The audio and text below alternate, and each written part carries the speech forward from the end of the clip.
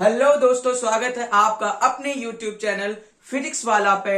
और मैं सत्यम श्रीवास्तव लेकर आया हूं पॉलिनोमियल चैप्टर, बहुपद चैप्टर कक्षा 10 के यूपी बोर्ड, सीबीएसई बोर्ड और आईसीएसई बोर्ड के सिलेबस का सेकंड चैप्टर है। तो कैसे हैं आप सब?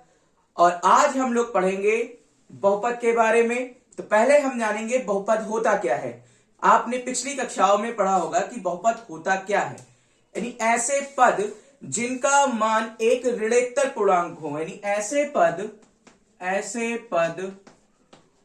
जिनका मान एक ऋणोत्तर पूर्णांक हो। ऋणोत्तर पूर्णांक कहने का सेंस ये है कि ऋण से इतर हो। कैसा हो?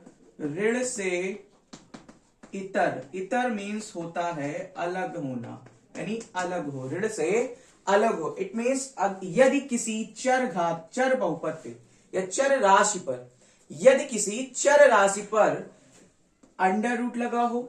चर राशि का सेंस तो समझते हैं ना, अंग्रेजी के जितने भी वर्ड इस बहुपद में यूज होंगे वे सभी के सभी चर राशि होंगे, ठीक है। या उनकी घात भिन्न में हो, या उनकी घात माइनस में हो, या चर राशि बटे में हो। तो ऐसे जो पद होते हैं ये बहुपद की श्रेणी में नहीं आते हैं, ये बहुपद की श्रेणी में नहीं आते हैं। यदि अगर किसी बहुपद में इस प्रकार के कोई पद लगे हुए हैं तो वह बहुपद के अंतर्गत नहीं रखे जाते हैं। बाकी इनके अलावा यदि कोई पद आता है तो वह बहुपद के अंतर्गत होता है। अब जैसे बात करें बहुपद के प्रकारों की, किसकी बात करें?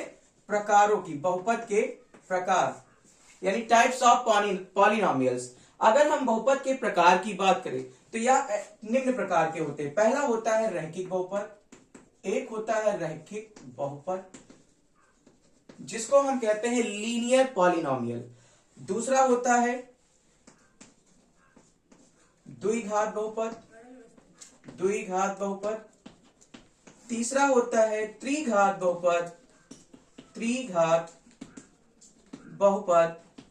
और उसके बाद में आता है चतुर्घात बहुपद, पंचघात बहुपद, या हम कह सकते हैं एन घात बहुपद, ठीक है। देखिए रैखिक बहुपद क्या होता है, जिसको हम कहते हैं लीनियर पॉलिनोमियल। रैखिक बहुपद होता क्या है?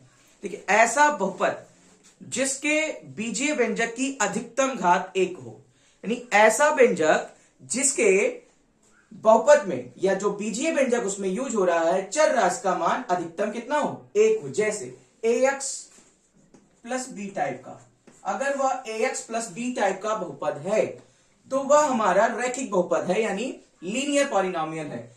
ax में a तुम्हारा कभी भी 0, a does not equal to 0, a का मान कभी भी 0 नहीं होना चाहिए। और b हमारा यहां पे एक चर राशि है और a भी हमारा एक अचर राशि है। a और b दोनों हमारी रियल नंबर्स को बिलोंग करनी चाहिए, यानी वास्तविक संख्या होनी चाहिए, जहां a, b belongs to real number and a does not equal to 0, और a का मान 0 नहीं होना चाहिए। तो मिलते हैं हम अगली वीडियो में, और आप सब मन लगाकर पढ़िए। इस चैप्टर से तकरीबन 8 नंबर का क्वेश्चन बोर्ड एग्जाम में आने वाला है। Thank you.